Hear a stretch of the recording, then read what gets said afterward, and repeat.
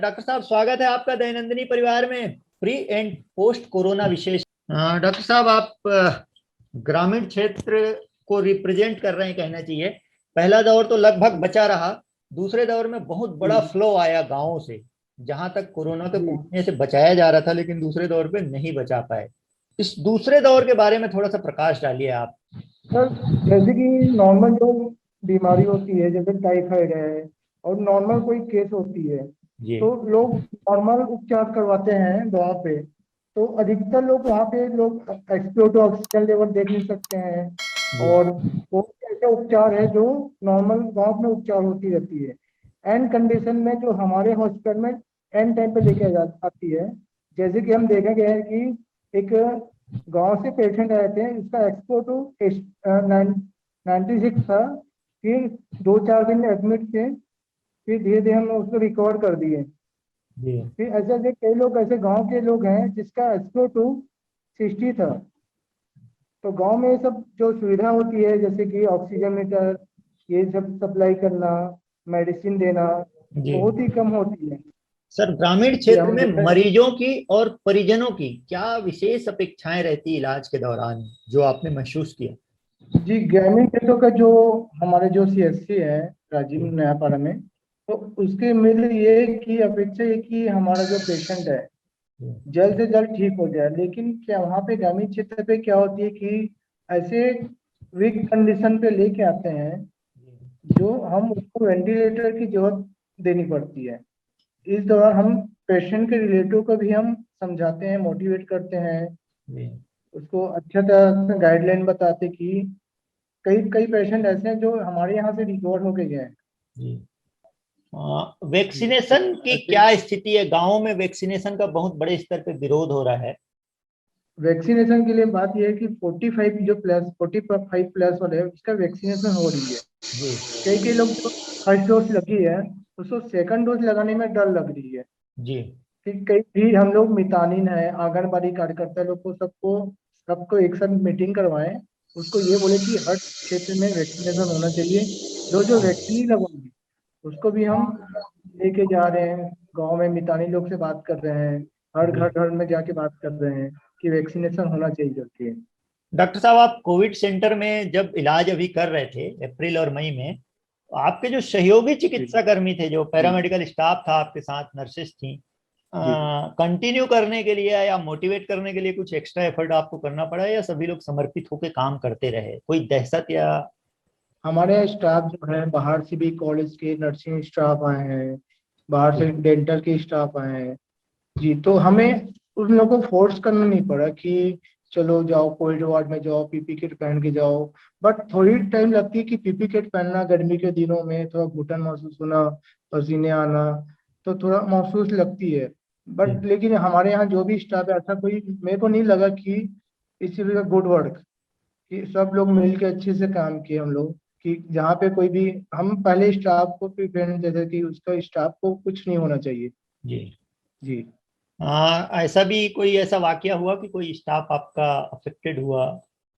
नहीं सर, हम पहले हमारे टीम को, हमारे स्टाफ को ये प्रेफरेंस दे के रखते कि हमारा स्टाफ पहले सेफ रहे, तो हमारे हमेशा पीपी किट N95 ये सब प्रोवाइड करते रहे। जो भी मेडिसिन, कोई फीवर आती है तो मेडिसिन प्रोवाइड करते हैं। जी जी ऐसा हमें स्टाफ को हम देखें कि कोई इन्फेक्टेड हो जाइए। जी। डॉनिंग डॉफिंग का आइडिया बनाए थे हम लोग, वहां से ऐसा लेके। कोई वाकया जिस पे आपने बहुत प्रयास किया, या हाथ से फिसल गया, या किसी को ठीक करके बहुत खुशी मिली, ऐसा कोई आप एक्सपीरियंस शेयर करना चाहेंगे हमारे लोगों से? सर, मैं यहाँ लोकल नयापाड़ से हूँ, मैं जी डॉक्टर। जी, तो मैं जो लोकल के लोग यहाँ पे बहुत से पेशेंट आए जी कि अच्छा लगा कि यहाँ पे बहुत लोग को मैंने रिकवर करके भेजा। जी जी। और एक घटना ऐसी थी कि जैसे कि कोई गांव के जो पेशेंट आते हैं, उसको ऑक्सीजन लेवल क्या है, कितना ऑक्सीजन रहना चाहिए, तो उसने क्या किया कि नॉर्मल ऑक्सीजन वाली गाड़ी पे लेके नहीं आए, नॉर्मल जो नॉर्मल गाड़ी होती है ना, जी जी विदाउट ऑक्सीजन वाली गाड़ी पे जी उस पेशेंट को लेके आए। तो उस पेशेंट को लाने तक ना हमारे हॉस्पिटल में उसका SpO2 डाउन हो चुकी थी, जी 45 हो चुकी थी। तो वो थोड़ा घटना थोड़ा अजीब से लगा मेरे को। और यंग पेशेंट थी, 22 ईयर की थी। आ, जी। शासकीय अस्पतालों से और शासकीय स्कूलों से लोगों का धीरे धीरे मोह भंग हो रहा था, लेकिन कोरोना एक ऐसा आया, एक ऐसा दौर आया कि लोग प्राइवेट के बजाय यहाँ पे फिर से एक बार गवर्नमेंट, इस पे लोगों का विश्वास बढ़ा है। देखा गया कि हमारे जितने भी हमारे शहर के क्षेत्र के जो प्राइवेट हॉस्पिटल है जी। वो टोटली ओपीडी बंद कर चुके थे।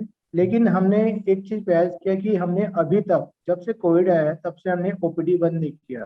सुबह शाम हम लोग खोल के रखे, किसी भी पेशेंट को हमने कभी भी फोन आता है, कभी 24 घंटे में कभी भी फोन आती है, एक एक पेशेंट को हमने काउंसलिंग किया, उसको बताया कि यहाँ पे आ जाइए, हम बताते हैं मेडिसिन क्या खाना है क्या नहीं खाना है। किसी को कोविड होता है तो हम उसको बताते हैं कि कोविड टेस्ट करा लो, पूरे फैमिली वाले करो। कोविड पॉजिटिव आ जाता है उसको भी हम मेडिसिन एक घर घर जाके मितानी लोग को जाके बोलते हैं कि मेडिसिन दे दो करके। तो जी। सर ऐसा कोई सुविधा नहीं हुई कि हमारे यहाँ मतलब अच्छा था। डॉक्टर साहब, हमारे साथ शर्मा जी हैं बिलासपुर से, काफी सीनियर जर्नलिस्ट हैं ये। जी जी एक जिज्ञासा है सबकी कि पोस्ट कोविड इफेक्ट, जो अभी जो ब्लैक फंगस, वाइट और येलो फंगस, ये सब जो दौर आ रहा है, जी ये क्या सावधानियां इसमें रखनी होंगी? सर, पोस्ट कोविड जैसे ब्लैक फंगस है, वाइट फंगस है ना, हाँ और येलो येलो फंगस है। इसमें क्या है, म्यूकस नाम की एक कवर होती है, नाक से इन्फेक्टेड होती है, नाक जम हो जाती है, नाक में पेन होती है, गले में पेन होती है, मुंह में सूखने लगता है। तो इसमें क्या होता है सर, हमें कोई भी अपनी जो शरीर के अंग जो है ना, नाक पे मतलब ने टच नहीं करना चाहिए। हाथ धो के सैनिटाइजर करके हमें खाना खाना चाहिए। कभी भी कुछ भी काम हो तो आँख में कुछ भी नहीं करना चाहिए। तो जो है ब्लैक फंगस है आंखों में थोड़ा, जैसे डायबिटीज वालों के लिए, जैसे डायबिटीज वालों के लिए बहुत ही थोड़ा हानिकारक है। इसमें जैसे लीवर प्रॉब्लम होता है, किडनी प्रॉब्लम होता है, ये सब चीजें थोड़ा इफेक्टेड रहेगी जो भी आने वाली जो है उसमें।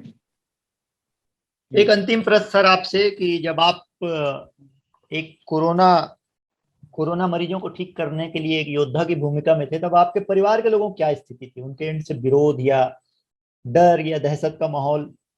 जी, मैं कभी जैसे मैं जाता था कि कोविड के लिए कि पीपी किट पहन के जाता था, तो फिर एक तरफ मैं अपनी फैमिली को देखता था कि मेरे भी माँ बाप है, मेरे भी 50+ वाले हैं। तो जी। मैं उनको ये बोल रहा था कि मेरे को अलग से रूम दे दो, मैं अलग से रूम में रहना चाहता हूँ। तो जी। मैं नहीं चाहता कि मेरी वजह से उसको इन्फेक्टेड हो। जी। जी, तो तो ऐसा एक कोई चीज थोड़ा। जी, घर में कोई ऐसा अफेक्टेड हुआ आपके कि नहीं नहीं, फैमिली में कोई नहीं? घर वाले को भी मैंने, जी कोई नहीं था।